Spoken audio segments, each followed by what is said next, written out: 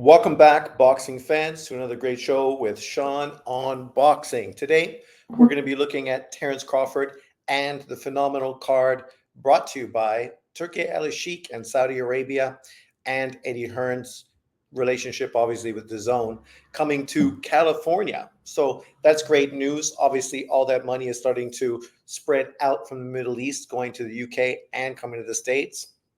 For us boxing fans, that's a 2 thumbs up. So stay tuned and let's talk about this great card.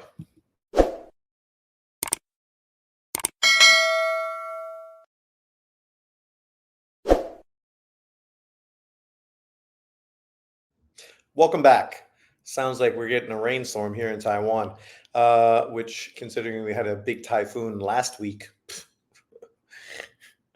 my vacation, I've been jammed in the house more than I've been out. But so today we're talking about boxing. Obviously, there's been a lot of news, a lot of speculation. Tank Davis versus Shakur, Tank Davis versus Lomachenko, Shakur versus Zepeda. We're running around in circles wondering what fight's going to be made. Unfortunately, it looks like the Shakur Tank Davis fight is just a pipe dream, which isn't really that much of a surprise, but still it's unfortunate. I did make a video yesterday praising the fight and praising the fighters for making the fight, but that was a little too premature. So apologies on my side. I was just going what I saw off of IFT or IFV, the UK network news producer, blah, blah, blah, YouTube channel, whatever it is. And considering their connection to the sport, I figure they wouldn't be putting out something that wasn't valid and factual. But unfortunately, yeah, that's not what happened.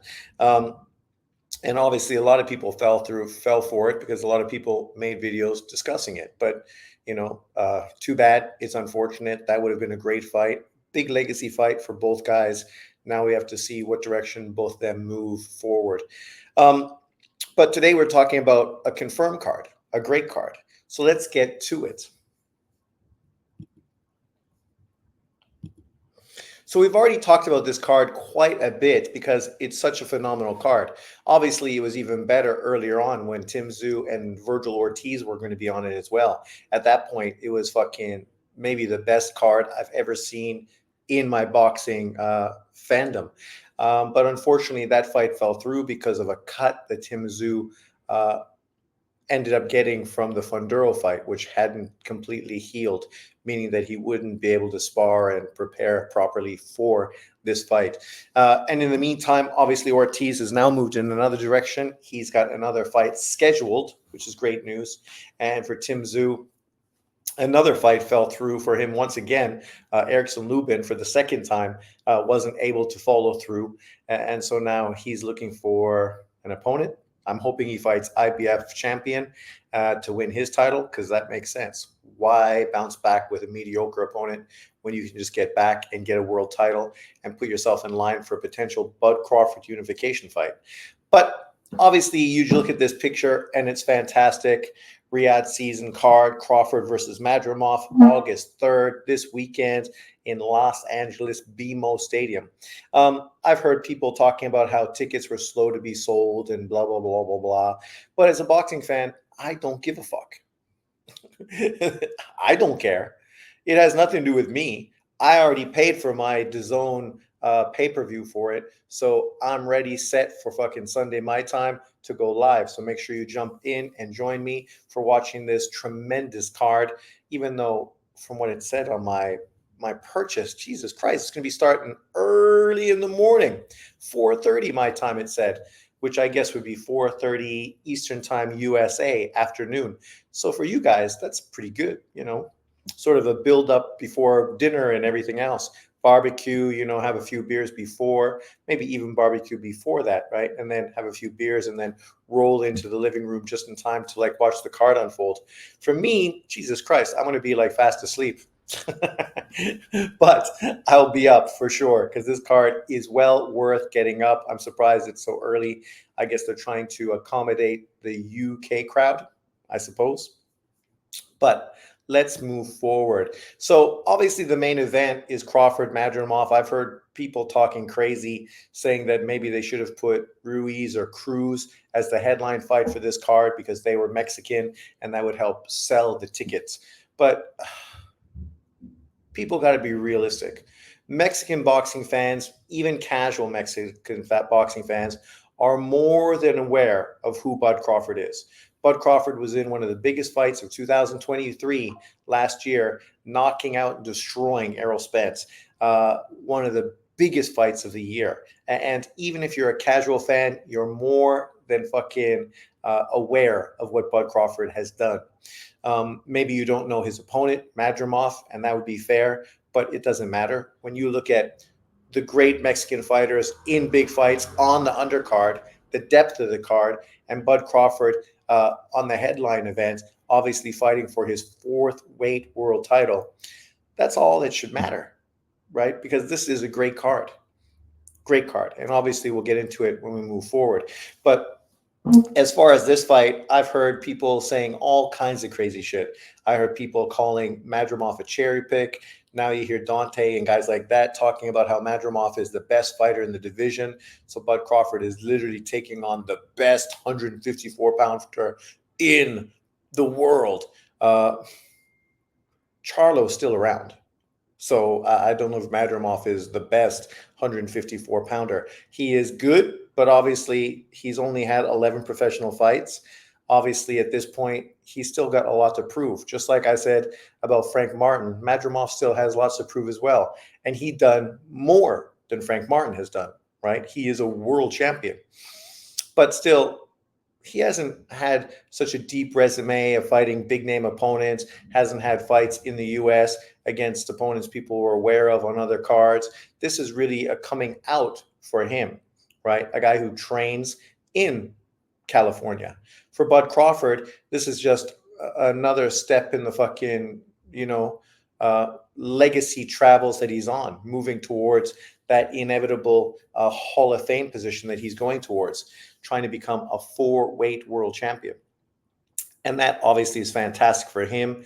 Now he's tying, obviously, Inouye, who also is a 4-weight world champion and a 2-weight undisputed. So by Bud Crawford beating Madrimov, basically he's just putting his accomplishments at the same level as Inouye. Whether you think Inouye's better or whether you think Crawford is better, whether you think Inouye is just cherry-picked and hasn't fought anyone legitimate. That's the same thing Errol Spence fans said about Bud Crawford. So it's amazing how haters fucking hate. How haters hate, man. Because the reality is, I'm not saying one person is better than the other. I'm not dismissing and downplaying and shitting on one over the other. I'm just saying literally Crawford is going to equal what Inouye has done. That's a fact. You can take it however you want. But for Bud Crawford, this is a great matchup. When I look stylistically at this fight compared to everybody else Crawford has faced in his career, obviously, you got to look at guys like Porter and Spence ranked above him. Gamboa, when Bud Crawford faced him, ranked above him. At this point, Madrimov, you could put him maybe into the top 5 top fighters that Crawford has fought. When we think about his fight with Kavaliauskas, a fight Errol Spence fans called a cherry pick, Kavaliauskas gave him a great fight, right? Kavaliauskas was big, strong, very physical, and hard puncher, and physically just a bigger, stronger character than Bud Crawford. Madrimov is similar to him. The difference is Madrimov is a better fighter, right? He's got more tools in his toolbox. He's able to switch, right, his stances. He's got better foot movement. He's able to move in and out, even if it may look a little awkward at times and a little heavy and clunky. I don't think he's the smoothest boxer out there, even though he fights a style that smoother fighters have tended to use. He's using that style, but he's not the smoothest fighter in that style. Obviously, he's a hard puncher. Physically, he's a big man, strong, physical, very similar to to Kavaliauskas in that point. So I think potentially this could be the hardest fight in Bud Crawford's career because obviously Madrimov is big. He is much more mobile than any other big physical hard punching fighter that Crawford has faced. Obviously, Crawford's faced more mobile fighters and people with better footwork and faster hands, but they were smaller fighters, right? Example, Gamboa. So, he was physically the bigger man. In this case, he might be a little taller than Madrimov, and obviously his reach is longer. But Madrimov is obviously the natural 154 pounder. He's obviously a guy with great amateur pedigree as well. So it'll be interesting to see what he's able to do against a consummate pro like Bud Crawford. I do expect Crawford to beat him. The question is Crawford going to be able to continue his KO streak against this man, right? That will really be an intriguing prospect. Obviously, if Crawford does knock out Madrimov, the haters of Crawford are just going to say, well, Madrimov was a cherry pick. It's not a big deal. Who the fuck did he beat? Who's he? He's nothing special. Because haters will hate. But if he goes out there and struggles and obviously has to, show levels to beat him, I think in the long run, that would be a great thing for him. Obviously, when you come through obstacles, it proves really how great you are. We know Bud Crawford's a dog, but it's always good for that to be shown in the ring. For Madrimov, as I said, we don't know that much about him. And I'm a guy that is a fan of Madrimov. I've watched him since his first professional fight. But I always felt that he wasn't quite there, right? As far as what people were saying about him and expectations. When you compare him to another great amateur like a Lomachenko, when you watch Madrimov and then you watch Lomachenko, it's night and day. Lomachenko really was on a whole other level as far as foot movement and just, the way he fought, the speed, the hand speed, the combination punching, just the feints and the ability to make you miss and make you pay. Madrimov gets hit too much. As I said, his footwork is a little clunky. He's similar to Lomachenko in that he's not a long fighter, so he's going to do much better in that mid-range sort of range, getting you there where he can hit you with his punches. But Bud Crawford obviously is a much more versatile fighter. He can obviously do what he did against Victor Postol potentially and win this fight on the outside using his jab and boxing ability, which I think obviously he is the better boxer than Madrimov. But the question is, how's he going to deal with a strong physical fighter? I think what we're going to see from Madrimov is basically something Canelo Alvarez told us. Canelo Alvarez told us that if he was to fight Bud Crawford, his focus would be on Crawford's body. Crawford is a thin guy, right? And obviously Canelo thinks that's an area that would be very vulnerable, right? And it's an area we haven't seen too many people try to capitalize on against Bud Crawford historically.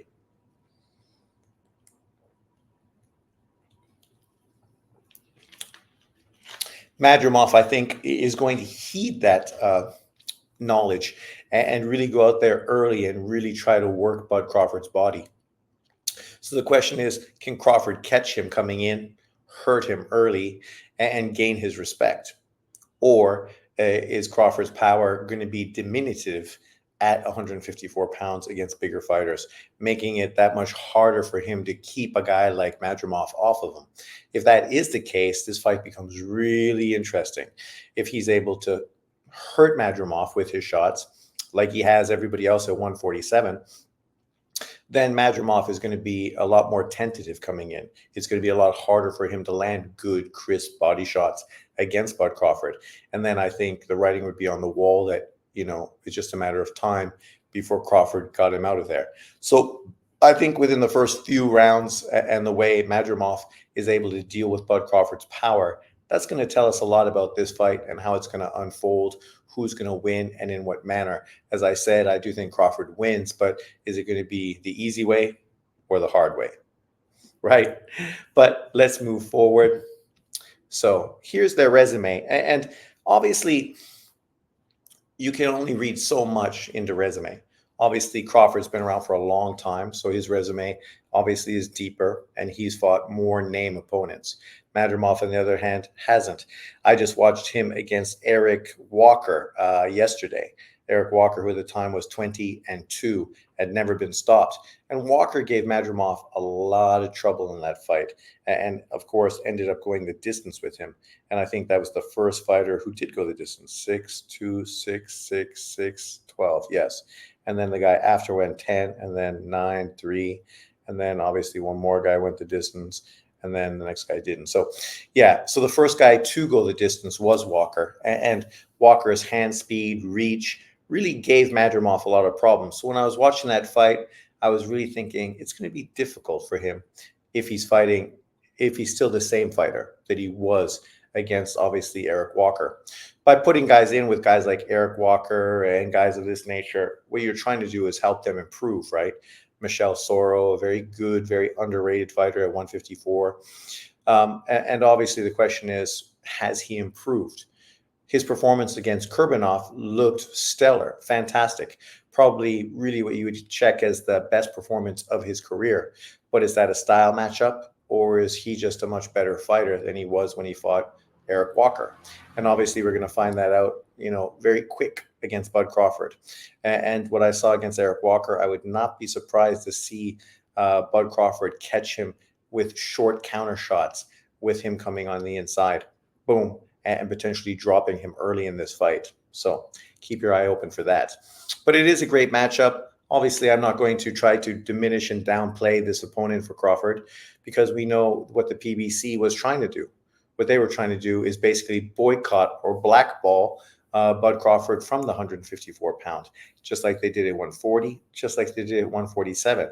But thank you for Turki Al-Sheikh having deep pockets. He just kind of went right through these guys. Excuse me, we're going to fight you. Let's go. And that's as easy as it went, right? Boom, boom, boom. And so now Bud Crawford, of course, is getting a big opportunity, which is going to lead to bigger opportunities moving forward, whether that's a potential fight with Canelo Alvarez or a potential unification fight at 154 pounds, maybe against, I don't think Spence. I think Spence is really retired, really. But Charlo would be a great opponent, a fucking great legacy opponent. Tim Tszyu, also a great opponent. Obviously not to the level of Charlo, but still a very good opponent. And obviously you still have Virgil Ortiz and potentially a Boots Ennis if he's interested in moving up to take that challenge. So there are still a lot of big challenges for Bud Crawford at 154 pounds, not even thinking about jumping up 2 weight divisions to take on Canelo Alvarez. But let's look at the rest of this card since we're here. So here's the card, and we'll just look from the bottom. Obviously, you have this guy from the Middle East who's fighting a guy that I'm unfamiliar with. This is kind of a throwaway fight. If this is the fight that starts at 4:30, then I'm probably going to wake up at 5 because I'm not really too intrigued by this matchup.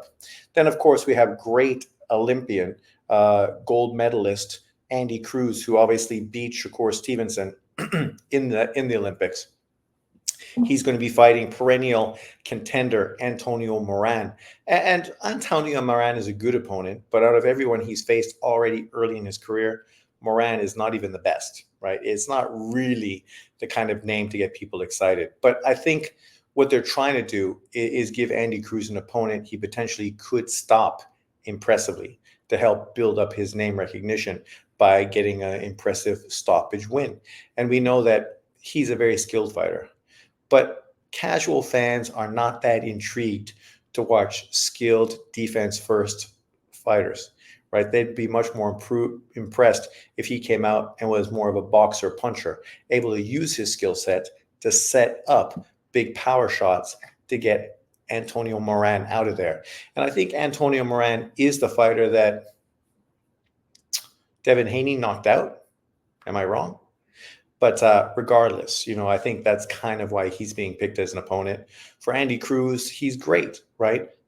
All he's got to do is take on the kind of opposition that puts him really in the rankings and gives him the opportunity to get big fights. The problem that he's going to find is he's too dangerous, right? What do they say? High risk, low reward, right? We know Andy Cruz is good. We know he's tough. But why would anyone else, especially fighters that are above him, trying to fight for world titles, look back in their mirror and think about fighting him? It's a for sure banana skin, a fight you could easily lose. You're not going to be able to generate big money. So unfortunately for Andy Cruz, right, they're going to really have to kind of maneuver to put him in big fights, overpay potentially to get opponents, and then put him in a potential mandatory position where people are going to have to fight him. Fighting Antonio Moran does not really help in that situation. Then, of course, we get to David Morrell. David Morrell looked great. I just watched the walk-in today. The introduction, the grand entrance, as they say, which is obviously a good thing. They're really sort of stretching out this whole situation, right? You have pre-week fights, which I'm going to talk about later. You have the grand entrance. You have the weigh-in, and then obviously you have fight night. Excuse me. But obviously, these are all good opportunities to showcase and build up the fights and get people excited. And David Morrell looked great, right? Great style, looked good, in good shape. And more than that, his English was fucking on point. And for a guy like him, unlike Andy Cruz, he has an exciting style. He is a boxer puncher. He has knocked the motherfucker out impressively, dangerously, right? Almost killed that Kazakhstanian fighter, right? And he speaks English. So really, he's just checking box after box after box after box. He's really putting himself in a position where he's not just low risk, low reward. He's putting himself in position to be really the killer, whether it's at 168 or 175 pounds. And obviously, he's going to fight a very tough opponent on this undercard. Anyone who's watched boxing knows Kalajic and knows he is a tough customer who is going to come and give it his all. Obviously, not the kind of guy who's a world beater, but he's not a guy that's going to sit down. He's not going to quit. He's not an easy opponent. He's a guy that potentially could give Morrell some rounds, especially now that this is his first fight at 175 pounds. I'm excited. Morrell is one of my favorite fighters in boxing. He was the guy that I thought was the best fighter at 168 pounds. Now, obviously, his countryman, Ulysses,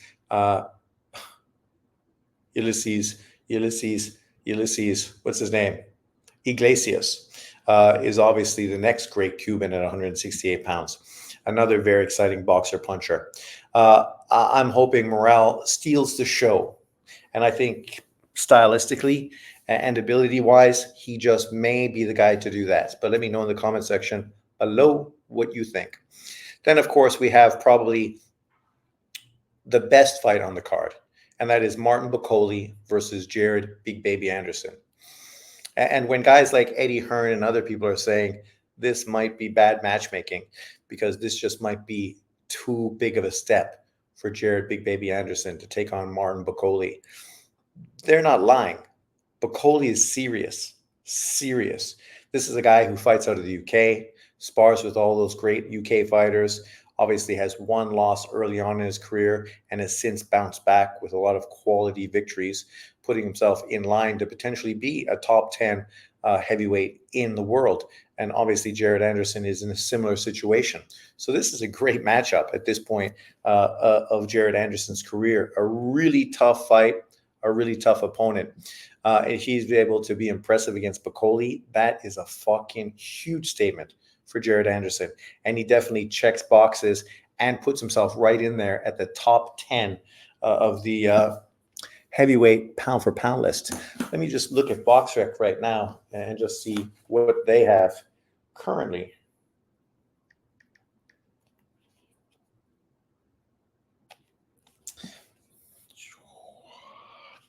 There we go.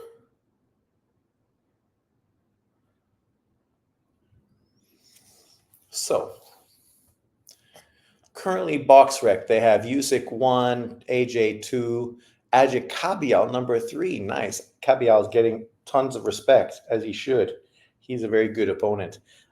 Fury, Dubois, Parker, Jared Anderson, currently they have number 7. Zhang at number 8, Michael Hunter at number 9. Michael Hunter at number 9 is good, but unfortunately for him, he kind of dropped the ball after that Povetkin fight, when he kind of got screwed on the cards in that Povetkin fight. And then afterwards signed with a new promoter and really sort of has not really been relevant since then. Bakole at number 10. So there you go.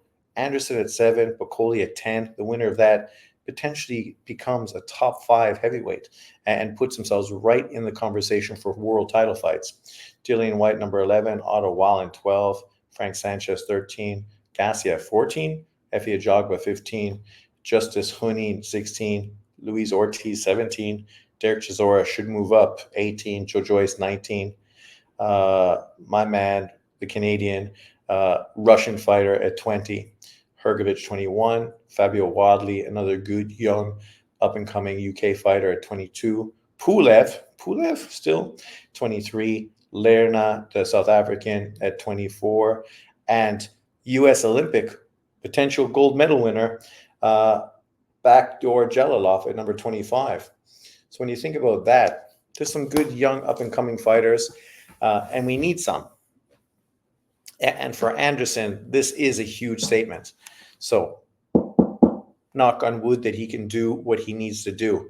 Then, of course, we get to the Andy Ruiz, Gerald Miller fight, the fight of the Fatsos, right? As you could dub it. Both of these guys are top fighters. Andy Ruiz should be top 10 on the heavyweight list, right? Because he's literally that good. But because of inactivity, he's obviously not on that list. Jared Miller at one time was on that list. But because of obviously his PED issues, he's obviously fallen off that. Then he took a loss against Daniel Dubois. Now he's bouncing back against Andy Ruiz in what is a great matchup, right? These guys are definitely going to be fighting. Stylistically, that's the only thing they can do, right? They both are guys that bring it.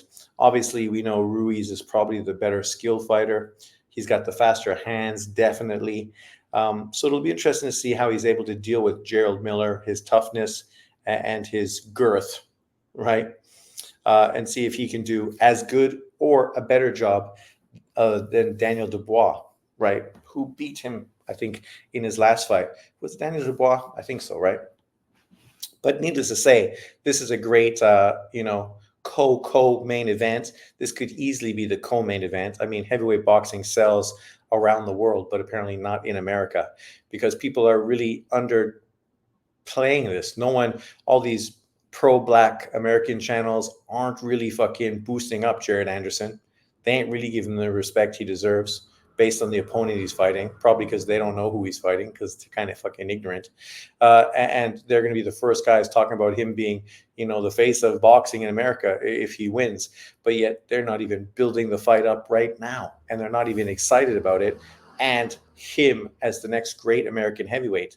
Andy Ruiz, obviously an American as well. The only Mexican champion of all time, the first Mexican-American heavyweight. Obviously, there's been lots of American heavyweights, but he's the first one with Mexican heritage against Gerald Big Baby Miller, right? I'm surprised we haven't seen more of Miller talking loads of shit in the buildup, which makes me feel that Miller has really, really dedicated himself to this fight. And we could potentially see the best version of Jared Miller in this fight. We know historically the one thing that people liked about him was his endurance and his volume, right? Which is just how he kind of outworked and overwhelmed fighters. I don't know if he could do that with Andy Ruiz, but that's why this fight is interesting. Then, of course, you get to the co-main event. Isaac Pitbull Cruz, who the way it seems right now is probably going to be Tank Davis's next opponent, facing Rayo Venezuela. Obviously, Rayo, for him, this is a career opportunity. If he beats Pitbull, potentially he gets the windfall for a Tank Davis fight. That wouldn't be the best thing for Tank Davis, of course, because fighting Rayo, if he beats Isaac Cruz, is kind of a bad look, in all honesty. But if Isaac Cruz goes out there and destroys Rayo and looks impressive and destructive, then it kind of helps build up a potential Tank Davis-Isaac Cruz rematch. So if you're a Tank Davis fan, that should be what you're hoping for, a destructive, impressive performance from Isaac Pitbull Cruz, because then at least it kind of makes that fight that much more interesting, right? Stylistically, it should be a very good fight. For Rayo, it's going to be interesting to see how he does trying to keep Isaac Cruz off of him. We know Isaac Cruz obviously has shown a tough fucking beard. I've never seen him hurt. He's obviously a relentless come forward fighter. For Rayo, we've seen him get knocked out, right? Obviously against a different opponent than Pitbull, a taller, longer, a much more natural sort of big fighter in De Los Santos. Whereas obviously Cruz is a small, diminutive fighter, small reach, right? But what he does is he uses volume and just outworks you and breaks you down. And so you can expect probably that's how this fight's going to unfold. Rayo could land some big shots early against him. If Pitbull can walk through those shots and not be affected, then it's just a matter of time before his pressure breaks Rayo down and eventually stops him. And then leads, of course, to the main event, which we've already talked about. Also, in tomorrow morning, your time, this is another card that obviously is being promoted by Eddie Hearn and Turki Al-Sheikh, sort of a pre-fight fight. And it's not too bad, man, when you think about it. This is just like a free fight card that's going to be given to people that are obviously in California at that time. And they get to see Mark Castro face George Acosta, which is a good matchup. And then, of course, Shakram Giziev, who obviously was an Olympic medalist, facing Miguel Pera. You can see that numbers-wise, it's not really that much of an opponent. Number 6 at welterweight versus a guy who's 206.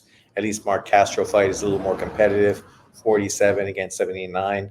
And then, of course, Nathan Lugo versus Ray Corona, which is obviously a big step-up fight for Lugo. He's taking on a guy who's obviously much higher ranked than him because he is just a prospect moving up.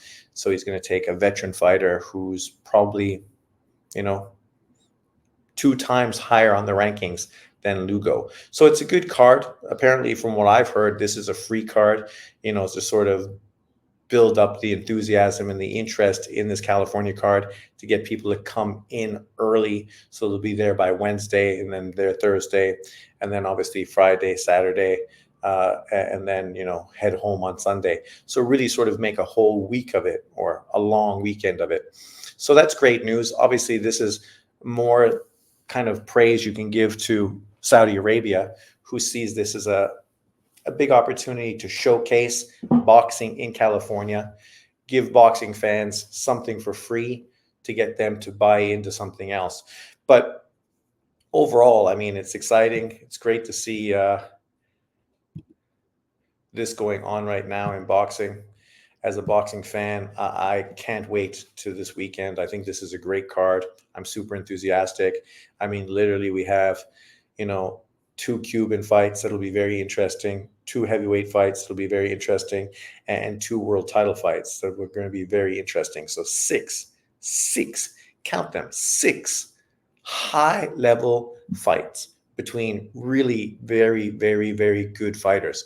And yes, of course, it's disappointing that Virgil Ortiz and Tim Tszyu aren't on this card as well. That would have just been fucking mind-blowing if that would have been part of the card. But, still, even without that fight, it's still a great card. I'm super excited. Let me know in the comment section below how you feel. And if you're around, make sure you jump in and join me for my live Saturday night, your time, Sunday, my time. Peace out.